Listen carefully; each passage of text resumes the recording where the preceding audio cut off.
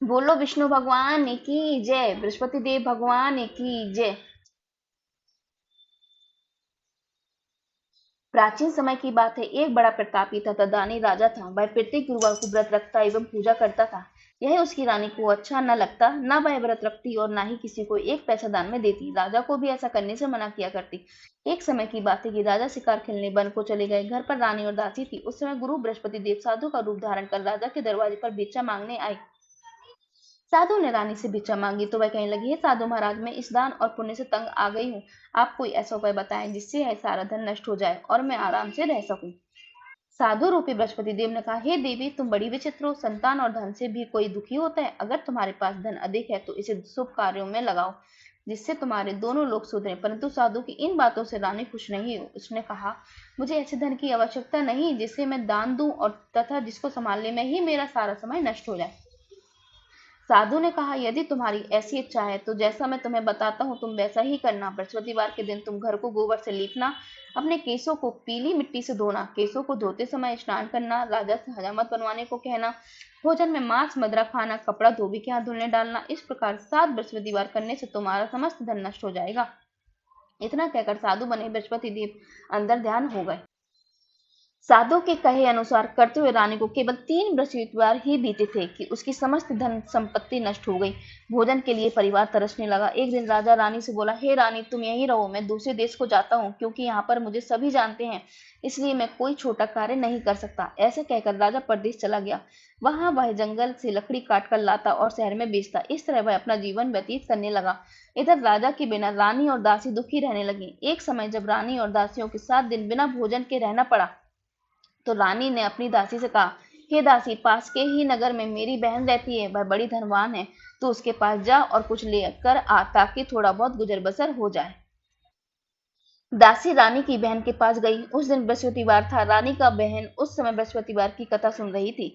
दासी ने रानी की बहन को अपनी रानी का संदेश दिया, लेकिन रानी की बहन ने कोई उत्तर नहीं दिया। जब दासी को रानी की बहन से कोई उत्तर नहीं मिला तो वह बहुत दुखी हुई। उसे क्रोध भी आया। दासी ने वापस आकर रानी को सारी बात बता दी। सुनकर रानी ने अपने भाग्य को कोसा। उधर रानी की बहन ने सोचा कि मेरी बहन की दासी आई थी परंतु मुझसे नहीं बोली, इससे वह बहुत दुखी हुई होगी। कथा सुनकर और पूजन समाप्त कर वह अपनी बहन के घर गई और कहने लगी, हे बहन, मैं बृहस्पतिवार का व्रत कर रही थी, तुम्हारी दासी गई, परंतु जब तक कथा होती है तब तक न उठते हैं और न बोलते हैं, इसलिए मैं नहीं बोली। कहो दासी क्यों गई थी? रानी बोली, बहन, हमारे घर अनाज नहीं था। ऐसा कहते कहते रानी की आंखें भर आईं। उसने दासियों समेत भूखा रहने की बात भी अपनी बहन को बता दी। रानी की बहन बोली, बहन देखो, बृहस्पति देव भगवान सभी की मनोकामना पूर्ण करते हैं। देखो, शायद तुम्हारे घर में अनाज रखा हो। यह सुनकर दासी घर के अंदर गई तो वहां उसे एक घड़ा अनाज का भरा मिल गया। उसे बड़ी हैरानी हुई क्योंकि उसे एक बर्तन देख लिया था।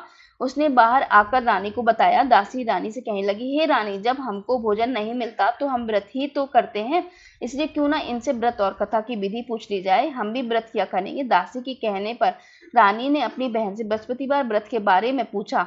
उसकी बहन ने बताया, बृहस्पतिवार के व्रत में चने की दाल और मुनक्का से विष्णु भगवान का केले की जड़ से पूजन करना चाहिए तथा दीपक भी जलाना चाहिए, पीला भोजन करना चाहिए तथा कथा सुनना चाहिए। इससे गुरु भगवान प्रसन्न होते हैं, मनोकामनाएं पूर्ण करते हैं। व्रत और पूजन की विधि बताकर रानी की बहन अपने घर लौट आई। रानी और दासी दोनों ने निश्चय किया कि बृहस्पति देव भगवान का पूजन जरूर करेंगे। 7 रोज बाद जब बृहस्पतिवार आया तो उन्होंने व्रत रखा। गुड़ साल में जाकर चना और गुड़ बीन लाई तथा उसकी दाल से केले की जड़ तथा विष्णु भगवान का पूजन किया। अब पीला भोजन कहाँ से आए? दोनों बड़ी दुखी थी, परंतु उन्होंने व्रत किया था, इसलिए बृहस्पति देव भगवान प्रसन्न हुए थे। एक साधारण व्यक्ति के रूप में वे 2 थालों में सुंदर पीला भोजन लेकर आए और दासी को देकर बोले, हे दासी, यह भोजन तुम्हारे लिए है और तुम्हारी रानी के लिए है, इससे तुम दोनों ग्रहण करना। दासी भोजन पाकर बहुत प्रसन्न हुई। उसने रानी को सारी बात बताई।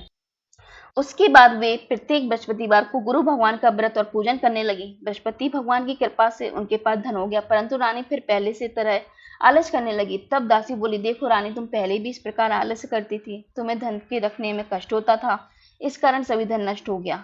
अब गुरुवार भगवान की कृपा से धन मिला है तो फिर तुम्हें आलस होता है। बड़ी मुसीबतों के बाद हमने यह धन पाया है, इसलिए हमें दान पुण्य करना चाहिए। अब तुम भूखे मनुष्य को भोजन कराओ, प्याऊ लगवाओ, ब्राह्मणों को दान दो, कुआं तालाब बावड़ी आदि का निर्माण कराओ, मंदिर पाठशाला बनवाकर ज्ञान दान दो, कुंवारी कन्याओं को विवाह करवाओ, अर्थात धन को शुभ कार्यों में खर्च करो, जिससे तुम्हारे कुल का यश बढ़े तथा स्वर्ग प्राप्त हो और पितर प्रसन्न हो। दासी की बात मानकर रानी शुभ कार्य में करने लगी, उसका यश फैलने लगा। एक दिन रानी और दासी आपस में विचार करने लगी कि न जाने राजा किस दशा में होंगे। उनकी खोज खबर नहीं मिली। उन्होंने श्रद्धा पूर्वक गुरु बृहस्पति देव भगवान से प्रार्थना की कि राजा जहाँ कहीं भी हो शीघ्र वापस आ जाएं। उधर राजा प्रदेश में बहुत दुखी रहने लगा। वह प्रतिदिन जंगल में लकड़ी बीन कर लाता और उसे शहर में बेचकर अपने दुखी जीवन को बड़ी कठिनता से व्यतीत करता। एक दिन दुखी हो अपनी पुरानी बातों को याद करके वह रोने लगा और उदास हो गया। उसी समय राजा के पास बृहस्पति देव साधु के वेश में आकर बोले, हे लकड़हारे, तुम इस सुनसान जंगल में किस चिंता में बैठे हो, मुझे बतलाओ। यह सुन राजा के नेत्रों में जल भर आया। साधु की वंदना कर राजा ने अपनी संपूर्ण कहानी सुना दी। महात्मा दयालु होते हैं। वे राजा से बोले, हे राजा, तुम्हारी पत्नी ने बृहस्पति देव के प्रति अपराध किया था, जिसके कारण तुम्हारी यह दशा हुई। अब तुम चिंता मत करो, भगवान तुम्हें पहले से अधिक धन देंगे। देखो, तुम्हारी पत्नी ने बृहस्पतिवार का व्रत प्रारंभ कर दिया है। अब तुम भी बृहस्पतिवार का व्रत करके चने की दाल व गुड़ जल के लोटे में डालकर केले का पूजन करो, फिर कथा कहो या सुनो। भगवान तुम्हारी सब मनोकामनाओं को पूर्ण करेंगे। साधु की बात सुनकर राजा बोला, हे प्रभु, लकड़ी बेचकर तो इतना पैसा नहीं मिलता जिससे भोजन के उपरांत कुछ बचा सकूं। मैंने रात्रि में अपनी रानी को व्याकुल देखा है। मेरे पास कोई साधन नहीं जिससे उसका समाचार जान सकूं। फिर मैं कौन सी कहानी कहूँ, यह भी मुझको मालूम नहीं है। साधु ने कहा, हे राजा, मन में बृहस्पति भगवान के पूजन व्रत का निश्चय करो। वे स्वयं तुम्हारे लिए कोई राह बना देंगे। बृहस्पतिवार के दिन तुम रोजाना की तरह लकड़ियां लेकर शहर में जाना। तुम्हें रोज से दोगुना धन मिलेगा, जिससे तुम भली भांति भोजन कर लोगे तथा बृहस्पति देव की पूजा का सामान भी आ जाएगा। जो तुमने बृहस्पति देव की कहानी के बारे में पूछा है वह इस प्रकार है। प्राचीन काल में एक बहुत ही निर्धन ब्राह्मण था। उसके कोई संतान नहीं थी। वह नित्य पूजा पाठ करता था। उसकी स्त्री न स्नान करती और न ही किसी देवता का पूजन करती। इस कारण ब्राह्मण देवता बहुत दुखी रहते थे।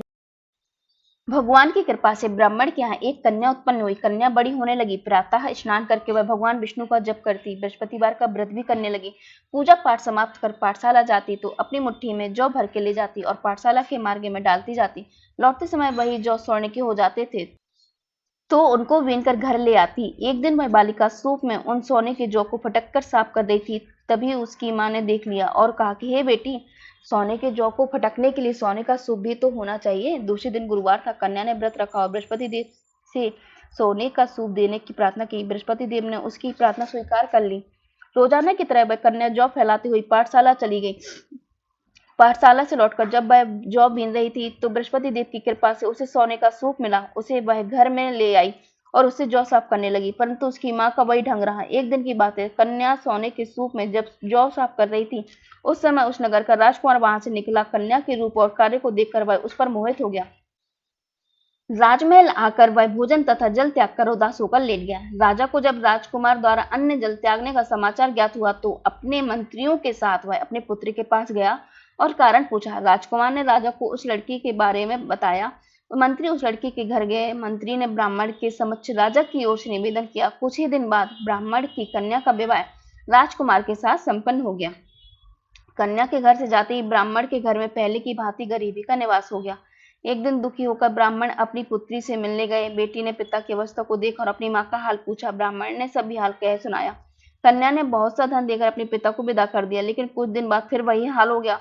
ब्राह्मण फिर अपनी कन्या के पास गया और सभी हाल कहा तो पुत्री बोली, हे पिताजी, आप माताजी को यहाँ लेवा लाओ, मैं उन्हें वह विधि बता दूंगी जिससे गरीबी दूर हो जाएगी। ब्राह्मण देवता अपनी स्त्री को साथ लेकर अपनी पुत्री के पास राजमहल पहुंचे तो पुत्री अपनी माँ को समझाने लगी, हे माँ, तुम प्रातः काल स्नादि करके विष्णु भगवान का पूजन करो तो सब दरिद्रता दूर हो जाएगी। परंतु उसकी माँ ने उसकी एक भी बात नहीं मानी।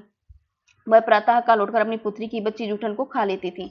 एक दिन उसकी पुत्री को बहुत गुस्सा आया। उसने अपनी माँ को एक कोठरी में बंद कर दिया। प्रातः उसे स्नादि करा के पूजा पाठ करवाया तो उसकी माँ की बुद्धि ठीक हो गई। इसके बाद वह नियम से पूजा पाठ करने लगी तथा प्रत्येक बृहस्पतिवार को व्रत करने लगी। इस व्रत के प्रभाव से मृत्यु के बाद वह स्वर्ग को गई। वह ब्राह्मण भी सुखपूर्वक इस लोक को भोग कर स्वर्ग को प्राप्त हुआ। इस तरह कहानी कहकर साधु देवता वहां से लोप हो गए। धीरे धीरे समय व्यतीत होने पर फिर बृहस्पतिवार का दिन आया। राजा जंगल से लकड़ी काटकर शहर में बेचने गया। उसे उस दिन और दिनों से अधिक धन मिला। राजा ने चना, गुड़ आदि लाकर बृहस्पतिवार का व्रत किया। उस दिन से उसके सभी क्लेश दूर हो गए। परंतु जब अगले गुरुवार का दिन आया तो वह बृहस्पतिवार का व्रत करना भूल गया। इस कारण बृहस्पति देव भगवान नाराज हो गए। उस दिन उस नगर के राजा ने विशाल यज्ञ का आयोजन किया था। तथा अपने समस्त राज्य में घोषणा करवाई थी कि मेरे यहाँ भोजन करने आवे, किसी के घर चूल्हा न जले, इस आज्ञा को जो न मानेगा उसको फांसी की सजा दी जाएगी। राजा की आज्ञा अनुसार राजा के सभी बासी राजा के भोज में सम्मिलित हुए, लेकिन लकड़हारा कुछ देर से पहुंचा, इसलिए राजा उसको अपने साथ महल में ले गए। तब राजा लकड़हारे को भोजन करा रहे थे तो रानी की दृष्टि उस खूंटी पर पड़ी जिस पर उसका हार लटका हुआ था। उसे हार खूंटी पर लटका दिखाई नहीं दिया। रानी को निश्चय हो गया कि मेरा हार इस लकड़हारे ने चुरा लिया है। उसी समय सैनिक बुलवाकर उसको जेल में डलवा दिया। लकड़हारा जेल में विचार करने लगा कि न जाने कौन से पूर्व जन्म के कर्म से मुझे यह दुख प्राप्त हुआ है, और जंगल में मिले साधु को याद करने लगा। तत्काल बृहस्पति देव साधु के रूप में प्रकट हो गए और कहने लगे, अरे मूर्ख, तूने बृहस्पति देवता की कथा नहीं की, उसी कारण तुझे दुख प्राप्त हुआ है। अब चिंता मत कर, बृहस्पतिवार के दिन जेल खाने के दरवाजे पर तुझे 4 पैसे पड़े मिलेंगे, उनसे तो बृहस्पतिवार की पूजा करना, तो तेरे सभी कष्ट दूर हो जाएंगे। अगले बृहस्पतिवार उसे जेल के द्वार पर 4 पैसे मिले। राजा ने पूजा का सामान मंगवाकर कथा कही और प्रसाद बांटा। उसी रात्रि में बृहस्पति देव ने उस नगर के राजा को सपने में कहा, हे राजा, तूने जिसे जेल में बंद किया है उसे कल छोड़ देना, वह निर्दोष है। राजा प्रातःकाल उठा और खूंटी पर हार टंगा देखकर लकड़हारे को बुलवाकर क्षमा मांगी तथा राजा के योग्य सुंदर वस्त्र आभूषण भेंट कर उसे विदा किया। गुरुदेव की आज्ञा अनुसार राजा अपने नगर को चल दिया। राजा जब नगर के निकट पहुंचा तो उसे बड़ा ही आश्चर्य हुआ। नगर से पहले से अधिक बाग, तालाब, कुएं तथा बहुत सी धर्मशालाएं आदि मंदिर, बहुत सारी चीजें बन गई थी। राजा ने पूछा कि यह किसका बाग और धर्मशाला है। तब नगर के सब लोग कहने लगे कि यह रानी और दासी का है। राजा को आश्चर्य हुआ और गुस्सा भी आया कि उसकी अनुपस्थिति में रानी के पास धन कहाँ से आया होगा। जब रानी ने खबर सुनी कि राजा आ रहे हैं तो उसने अपनी दासी से कहा, हे दासी, देख, राजा हमको कितनी बुरी हालत में छोड़ गए थे, वह हमारी ऐसी हालत देखकर लौट ना जाए, इसलिए तू दरवाजे पर खड़ी हो जा। रानी की आज्ञा अनुसार दासी दरवाजे पर खड़ी हो गई और जब राजा आए तो उन्हें देखकर महल में लेवा लाई। तब राजा ने क्रोध करके अपनी तलवार निकाली और पूछने लगा, बताओ यह धन तुम्हें कैसे प्राप्त हुआ। तब रानी ने सारी कथा कह सुनाई। राजा ने निश्चय किया कि मैं रोजाना दिन में 3 बार कहानी कहा करूंगा और रोज व्रत किया करूंगा। अब हर समय राजा के दुपट्टे में चने की दाल बंधी रहती थी तथा दिन में 3 बार कथा कहता था। एक रोज राजा ने विचार किया कि चलो अपनी बहन के यहाँ हो आवे। इस तरह का निश्चय कर राजा घोड़े पर सवार होकर अपनी बहन के यहाँ चल दिया। मार्ग में उसने देखा कि कुछ आदमी एक मुर्दे को लिए जा रहे हैं। उन्हें रोककर राजा ने कहने लगे, अरे भैया, मेरी बृहस्पतिवार की कथा सुन लो। वे बोले, लो, हमारा तो आदमी मर गया है, इसको अपनी कथा की पड़ी है। परंतु कुछ आदमी बोले, अच्छा कहो, हम तुम्हारी कथा भी सुनेंगे। राजा ने दाल निकाली और कथा कही। जब कथा आदि हुई तो मुर्दा हिलने लगा और जब कथा समाप्त हुई तो राम राम करके वह मुर्दा खड़ा हो गया। राजा आगे बढ़ा। उसे चलते चलते शाम हो गई। आगे मार्ग में उसे एक किसान खेत में हल चलाता मिला। राजा ने उससे कथा सुनने का आग्रह किया लेकिन वह नहीं माना। राजा आगे चल पड़ा। राजा के हटते ही बैल पछाड़ खाकर गिर गए तथा किसान के पेट में बहुत जोर सा दर्द होने लगा। उसी समय किसान की माँ रोटी लेकर आई। उसने जब देखा तो अपने पुत्र से हाल पूछा। बेटे ने सभी हाल बता दिए। बुढ़िया दौड़ी दौड़ी उस घुड़सवार के पास पहुंची और उससे बोली, मैं तेरी कथा सुनूंगी, तू अपनी कथा मेरे खेत पर चलकर सुनाना। राजा ने लौटकर बुढ़िया के खेत पर जाकर कथा कही, जिसके सुनते ही बैल खड़े हो गए तथा किसान के पेट का दर्द भी। राजा अपनी बहन के घर पहुंच गया। बहन ने भाई की खूब मेहमानी की। दूसरी रोज प्रातःकाल राजा जागा तो भाई देखने लगा कि सब लोग भोजन कर रहे हैं। राजा ने अपनी बहन से पूछा, ऐसा कोई मनुष्य है जिसने भोजन नहीं किया हो, जो मेरी बृहस्पतिवार की कथा सुन ले। बहन बोली, हे भैया, यह देश ऐसा है कि यहाँ लोग पहले भोजन करते हैं, बाद में कोई अन्य काम करते हैं। फिर भाई एक कुम्हार के घर गई जिसका लड़का बीमार था। उसे मालूम हुआ कि उसके यहाँ किसी ने 3 दिन से भोजन नहीं किया है। रानी ने अपने भाई की कथा सुनने के लिए कुम्हार से कहा। वह तैयार हो गया। राजा ने जाकर बृहस्पतिवार की कथा कही, जिसको सुनकर उसका लड़का ठीक हो गया। अब तो राजा को प्रशंसा होने लगी। एक दिन राजा ने अपनी बहन से कहा, हे बहन, मैं अपने घर को जाऊंगा, तुम भी तैयार हो जाओ। राजा की बहन ने अपनी सास से अपने भाई के साथ जाने की आज्ञा मांगी। सास बोली, हाँ चली जा, मगर अपने लड़कों को मत ले जाना, क्योंकि तेरे भाई की कोई संतान नहीं होती है। बहन ने अपने भाई से कहा, हे भैया, मैं तो चलूंगी, मगर कोई बालक नहीं जाएगा। राजा अपनी बहन से बोला कि हे बहन, जब कोई बालक नहीं जाएगा तो तुम चलकर क्या करोगी। और राजा दुखी मन से अपने नगर को वापस लौट आया। राजा ने अपनी रानी से सारी कथा बताई और बिना भोजन किए वह शैया पर लेट गया। रानी बोली, हे प्रभु, बृहस्पति देव ने हमें सब कुछ दिया है, वे हमें संतान अवश्य देंगे। उसी रात बृहस्पति देव ने राजा को सपने में कहा, हे राजा, उठ, सभी सोच त्याग दे, तेरी रानी गर्भवती से है। राजा को यह जानकर बड़ी खुशी हुई। 9 महीने बाद रानी के गर्भ से एक सुंदर पुत्र पैदा हुआ। तब राजा बोला, हे रानी, स्त्री बिना भोजन के रह सकती, परंतु बिना कहे नहीं रह सकती। जब मेरी बहन आए तो तुम उसे कुछ मत कहना। रानी ने हाँ कर दिया। जब राजा की बहन ने यह शुभ समाचार सुना तो वह बहुत खुश हुई तथा बधाई लेकर अपने भाई के यहाँ आई। रानी ने तब उसे आने का उलाहना दिया। जब भाई अपने साथ ला रहे थे तब टाल आई, उनके साथ न आई और आज अपने आप ही भागी भागी बिना बुलाए आ गई। राजा की बहन बोली कि यदि मैं भाभी इस तरह से न कहती तो तुम्हें औलाद कैसे होती। बृहस्पति देव ऐसे ही सभी का मनोकामना पूर्ण करते हैं। बोलो बृहस्पति देव भगवान की जय। बोलो विष्णु भगवान की जय।